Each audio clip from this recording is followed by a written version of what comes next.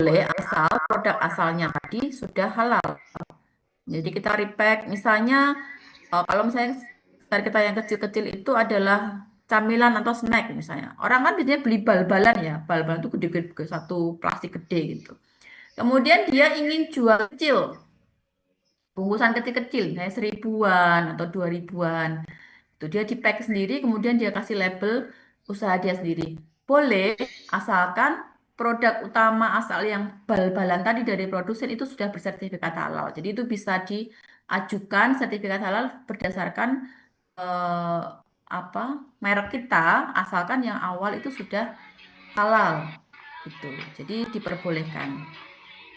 Tapi beberapa perusahaan maklon juga mereka malah langsung gitu. Jadi mereka langsung repack di tempatnya. Misalnya kemarin kita mengaudit kosmetik gitu ya. Kosmetik itu ternyata dia maklon. Misalnya ada perusahaan besar ya. Kemudian saya sebagai pengusaha kecil mengambil dari perusahaan itu dengan merek misalnya eh, suka lipstick misalnya gitu ya. Nah, nanti perusahaan itu otomatis akan melabelin sendiri langsung. Jadi mengemas suka lipstick dengan sertifikat halal. Jadi mereka yang mengajukan sertifikat halal. Itu juga bisa. Jadi maklon itu macam-macam ya. Oke, kemudian ini produk karkas dengan menggunakan kemasan yang bersih, sehat, tidak berbau. Kemudian ini hasil ini ya, hewani ya. Kemudian wajib mendesain kemasan, tanda, simbol, logo, nama, dan gambar yang tidak menyesatkan dan atau melanggar prinsip syariat Islam. Label halal dapat dicantumkan selama proses perpanjangan sertifikat. BPJPH menetapkan label halal yang berlaku nasional, kemudian label halal paling sedikit memuat logo, nomor sertifikat, atau nomor registrasi. Ini wajib menemukan label halal sesuai dengan ketentuan BPJPH. Kemudian ini di kemasan, bagian tertentu produk. Ini mudah dilihat, dibaca, tidak mudah dihapus, dilepas, dan dirusak. Saat ini banyak sekali, bukan banyak ya, masih ada beberapa produk yang mencantumkan label halal, padahal sebenarnya belum tersertifikat halal. Atau dia menggunakan ID SH produk lain, itu juga ada. Beberapa kali saya temukan ya. Jadi kita ada ID-nya, kemudian kita cari, oh ternyata bukan produk itu gitu ya. Kemudian pencantuman label dikecualikan untuk produk yang kecil kemasannya, ya. Kemudian dikemas langsung di hadapan pembeli dalam jumlah kecil, misalnya seperti di pasar gitu ya. Kemudian produk yang dijual dalam bentuk curah. Nah, ini perhatian lagi untuk produk yang dijual dengan bentuk curah. Kalau misalnya kita sebagai pelaku usaha, misalnya toko kue, ini sering ya, pelaku usaha bakery yang kecil-kecil itu mereka misalnya beli mentega dalam bentuk curah. Nah, ini kita sarankan untuk biasanya kalau kita minta kalau bisa beli yang berlabel atau bermerek. Ya, bilangnya curah mereknya itu misalnya menteganya mereknya Simas, Bu, gitu. Tapi udah bentuk curah ya, kita nggak bisa memastikan bahwa itu memang Simas. Gitu. Jadi biasanya kita minta tolong untuk beli Simas yang berkemasan. Kan kalau beli gede juga lebih murah ya. Gitu. Oke. Ini label halalnya sejak 1 Maret 2022. Logo halal. Nah, identifikasi dan mampu telusur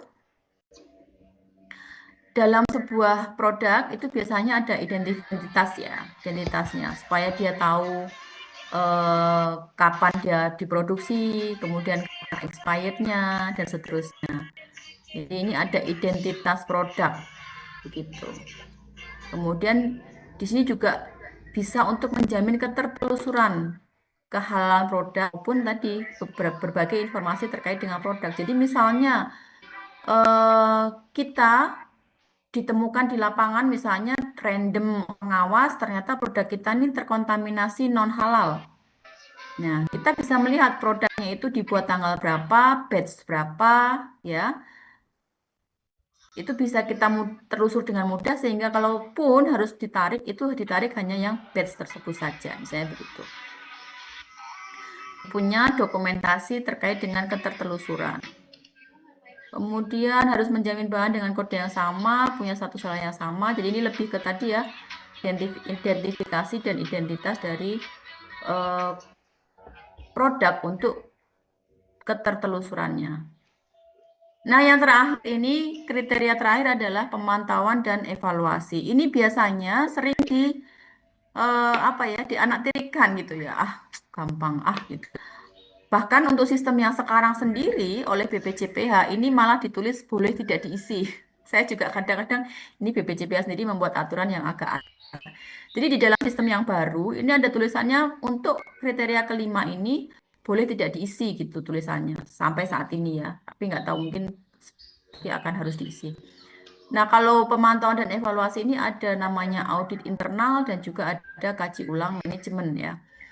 Audit internal ini eh, minimal 1 tahun sekali. Kemudian ada kaji ulang manajemen untuk melihat ketika audit itu ada temuan apa, kemudian bagaimana perusahaan mengatasi temuan tersebut. Nah, itu ada di kaji ulang manajemen. Gitu. Sebenarnya poin-poin audit internal itu sudah ada template-nya ya di SJPH. Jadi kita tinggal mencentang. Oh, ini sudah terpenuhi, buktinya apa? Sudah terpenuhi, buktinya apa? Begitu. Jadi sebenarnya eh, tidak perlu berpikir panjang lah. Ibaratnya maksudnya sudah ada. Template-nya itu sudah ada. Jadi kita tinggal melihat apakah buktinya ada tidak. Ini ada bukti pelaksanaan audit internal dan kaji ulang manajemen.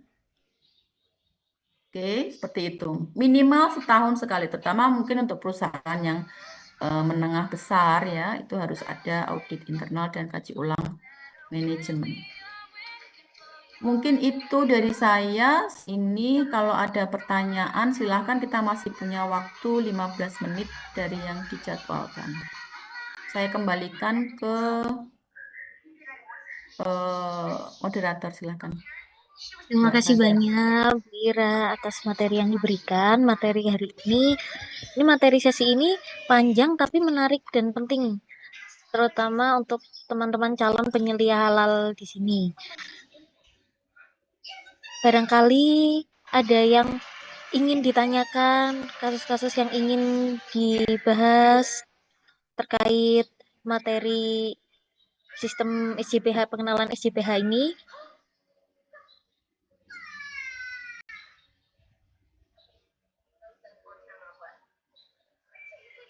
Oke, ini ada Bu, satu izin bertanya dari Ria atas nama Riana. Izin bertanya Bu, di salah satu coffee shop yang lumayan terkenal, mereka menjual makanan yang salah satunya roti bakar.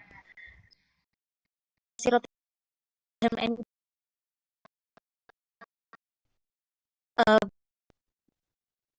terkenalnya sama daging-daging hewan yang non halal. Padahal zaman sekarang ini disebut sebagai untuk olahan daging sapi. Namun coffee shop tersebut sudah berlogo halal, bahkan memajang sertifikat halalnya secara terang-terangan. Bagi menurut Bu Ira, niki pripun ya Bu untuk Oke, penamaan ini? baik. Tadi kalau dari diskusi kita, HAM itu kan nggak boleh ya, karena dia eh, apa namanya turunan dari daging gitu ya, daging apa namanya babi gitu. Nah, kalau sudah seperti ini, yang pertama kali perlu kita cek adalah di sistem BPJPH ya. Kita bisa ngeklik kafe tersebut, ya. Apakah produk tersebut ada dalam list mereka yang terdaftar, gitu. Ya, kalau misalnya ada, berarti mereka sebenarnya melanggar, gitu ya. Dan itu sebenarnya di luar kuasa kita sebagai auditor, karena itu kan wewenangnya BPJPH ya untuk pelaku usaha yang melanggar. Makanya tadi kenapa kita sebagai auditor juga perlu menyimpan dokumen audit. Tadi kan juga ada tuh beberapa bukti. Itu sebenarnya juga untuk kita juga perlu. SJPH ini penting tadi ya. Panduan dari untuk LPH ya, ketika mereka sebenarnya melenceng atau tidak gitu. Tapi kalau misalnya ternyata ada bahan itu, nah makanya tadi kita lihat apakah di BPJPH itu istilah-istilah itu ada ya. Dulu rame beberapa istilah yang muncul ya. ini barang haram kok muncul gitu ya. Itu mungkin kasuistik ya, entah mungkin auditornya belum paham atau tadi bisa saja apa namanya MUI-nya juga lewat ya. Karena kan sebenarnya kan itu tahapannya cukup panjang. Pertama penyelia, kemudian nanti ada auditor lapangan, auditor halal lapangan, kemudian ada auditor syariah, kemudian ada MUI. Sebenarnya penyaringan supaya hal-hal yang tidak diinginkan itu muncul itu panjang gitu. Jadi miss-nya di mana? Apakah dianya, auditor halalnya, syariahnya atau MUI-nya gitu ya. Jadi sebenarnya itu yang pertama. Yang kedua bisa saja mereka pecah produk. Jadi saya katakan yang diajukan tuh cuma 20, tapi sebenarnya mereka menunya kan 10 misalnya gitu ya. Jadi itu di luar kontrol kita kan atau di luar dari sertifikat halal. Mungkin nanti Mbak Riana bisa ngeklik atau mencari di BPJPH cafe itu ya, kemudian dilihat produk yang dia jual atau menunya. Ada nggak menu HAM itu? Ada berarti mereka sebenarnya bisa dilaporkan gitu ya, karena menyalahi aturan. Kemudian yang kedua, eh, Nih, memasak menyiapkan bahan di tempat bazar tersebut apakah tersebut mempengaruhi kehalalannya? Ya, jadi ini juga menjadi apa ya, concern kita begitu ketika misalnya produknya itu mobile ya. Misalnya contohnya kan tukang bakso keliling. Ya, itu kan juga sangat beresiko ya. Bagaimana mereka nah, makanya sekali lagi dibutuhkan itu adalah komitmen dan tanggung jawab gitu. Jadi komitmen dan tanggung jawab ini sangat diperlukan sehingga kalau sudah komitmen dan tanggung jawab, insya Allah hal-hal yang di luar jangkauan kita ya, itu kita bisa bisa percaya gitu kepada pelaku usaha. Kita kan sudah berusaha semaksimal mungkin untuk melihat bahwa kriteria SJPH itu dipenuhi oleh pelaku usaha. Tapi lah dalamnya misalnya di tengah jalan mereka melakukan sesuatu yang mungkin melanggar atau di luar kuasa kita ya itu sudah menjadi tanggung jawab masing-masing pelaku usaha begitu. Ya jadi penyelia itu sebenarnya cukup berat ya. Penyelia itu tugasnya tanggung jawabnya cukup berat. Kalau auditor halal ketika pelaku usaha sudah ikrar tadi ya, sudah berjanji, sudah ijab kabul, auditor halal meyakini sudah sesuai, sudah lepas tanggung jawab yang kutip ya. Tapi kalau penyelia kan semestinya dia adalah orang internal dari pelaku usaha yang melihat dari awal sampai akhir, ya, dari sekarang sampai nanti gitu. Jadi tanggung jawabnya cukup berat. Kalau misalnya ternyata di tengah jalan pelaku usaha ini menyimpang gitu, gitu ya. Kira-kira begitu. Ya Mbak Novia, ada lagi mungkin kita masih punya waktu 7 menit.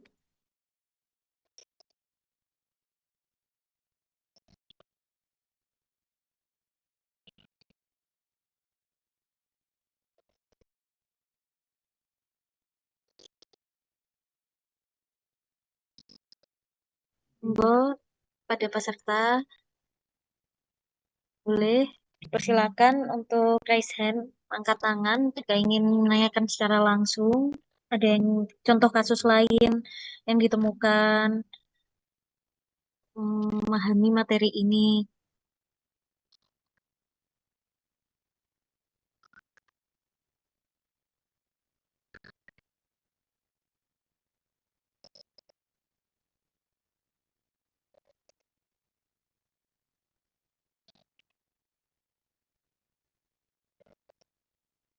Oke, Mbak Imrotul silakan. Mohon izin Bu, apakah suara saya terdengar? Ya, Nggih. Terima kasih atas kesempatannya. Misal Bu, suatu saat nanti kita diberikan kesempatan untuk bisa mendampingi UMKM yang di situ adalah pemiliknya non-Muslim. mm-mm, Sedangkan tadi dijelaskan banyak sekali resiko-resiko yang bisa muncul. Misal produknya halal, dia akan menjadi haram. Nah, mm-mm. sepengalaman Ibu ketika terjun di lapangan, bagaimana sih cara Ibu memberikan edukasi terkait halal dan haram kepada pihak non-muslim itu supaya tidak menyinggung dan juga menyakiti hati karena bagi kita yang baru baru mau terjun ini masih butuh belajar untuk komunikasi terkait memberikan kayak gitu Bu supaya tidak menyinggung dari pemilik usaha. Terima kasih. Ya, baik, terima kasih. Jadi, mungkin pertama yang perlu diperhatikan adalah sebenarnya penyelia halal itu adalah ada di dalam manajemen perusahaan, gitu ya. Jadi, semestinya pelaku usaha yang non-Muslim itu ya nggak masalah, asal penyelia halalnya Muslim, gitu. Itu yang pertama, yang perlu digarisbawahi.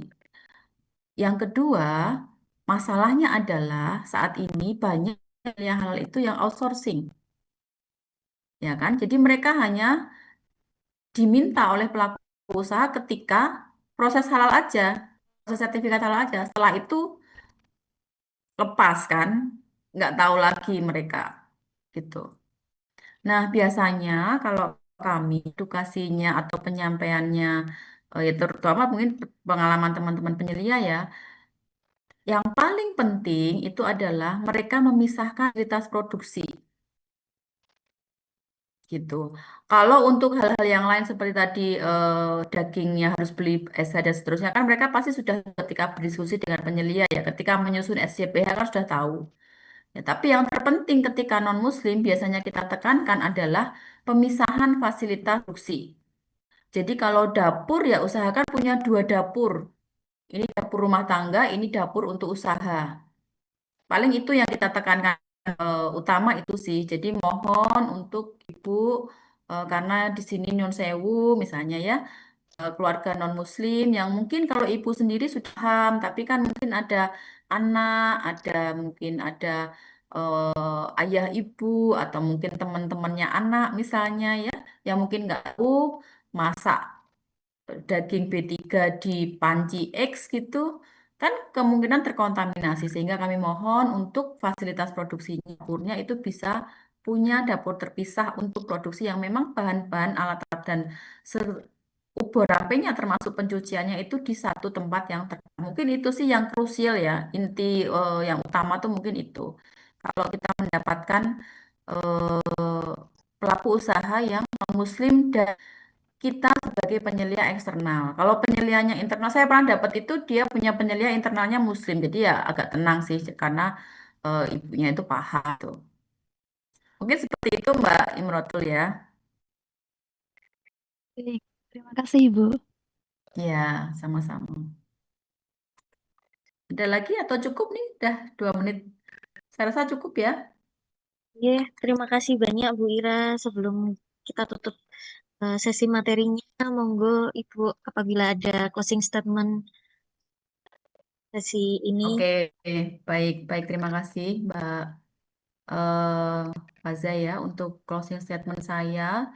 Jadi tugas penyelia halal atau proses sertifikasi halal ini merupakan tugas eh, dunia akhirat kalau saya bilang ya, dunia akhirat. Jadi eh, secara dunia materi kita mungkin dapat ya, tapi secara akhirat itu juga bebannya nggak mudah gitu. Jadi amanahlah dengan nanti kalau misalnya kalian dibeban menjadi seorang penyelia halal begitu. Kita harus amanah, harus betul-betul menyampaikan kepada pelaku usaha keterbukaan, juran begitu ya. Karena tanggung jawab ini kita bawa tidak hanya di dunia tapi juga di akhirat gitu. Itu aja sih jadinya. Terima kasih. Kurang lebihnya mohon maaf. Assalamualaikum warahmatullahi wabarakatuh. Waalaikumsalam warahmatullahi wabarakatuh. Terima kasih banyak Bu Ira atas materi yang disampaikan. Semoga materinya bermanfaat, terutama untuk teman-teman Amin. peserta. Terima kasih banyak Bu. Lalu, Sama-sama. setelah ini kepada teman-teman peserta hari ini masih masih ada sesi sore, tapi ini sesuai jadwal kita masuk ke jam istirahat sholat makan ya, sampai jam 1. Jadi diharapkan teman-teman mungkin sebelum jam 1 sudah bisa join karena jam 1 materi selanjutnya akan disampaikan. Lalu apabila masih ada pertanyaan yang ingin disampaikan, boleh ditulis dulu di kolom chat Zoom yang nantinya akan dibacakan sesuai dengan materi selanjutnya berdasarkan rundown yang diberikan. Sampai sini untuk acaranya ada pertanyaan? Sudah nggih? Bisa kita tutup untuk sesi pagi ini. Terima kasih banyak. Assalamualaikum warahmatullahi wabarakatuh. Selamat beristirahat semua. Terima kasih. Waalaikumsalam warahmatullahi wabarakatuh. Terima kasih, Mbak. Terima kasih. Terima kasih.